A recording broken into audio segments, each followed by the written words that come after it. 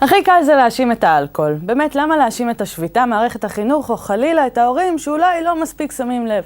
הרי גם כשאני הייתי בת 15 היה אלכוהול בסביבה, וסביר להניח שגם כשאבא שלי היה בן 15 היה אלכוהול בסביבה.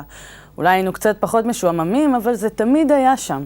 אף אחד פה לא המציא את הגלגל. אתם יכולים להגיד שאלכוהול מזויף או מורעל, אבל לא צריך להיות כימאי גדול כדי להבין לבד ששום חיידק לא יכול לחיות באלכוהול.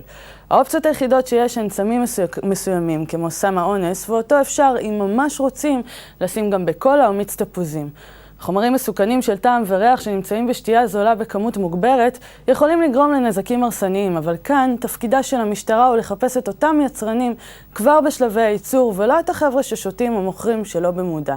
העניין הזה באמת, אין הרבה פיקוח בארץ, אבל זה לא יעזור שיטפלו בתוצאות אם לא טיפלו בגורם. תפסיקו להתייחס לאלכוהול כאל שטן. תבינו שהוא חלק מהנאות החיים אצל המבוגרים ברחבי העולם כבר שנים, ולכן כמתבקש גם מושך את הנוער. ברגע שנפנים את זה ונתחיל להסביר לחברה, במקום לעשות להם נו ולהאשים את הזאב הרע, ואולי גם על הדרך נמצא להם איזה מסגרת או סתם משהו מעניין לעשות בחיים, יש מצב שימצא פתרון לבעיה.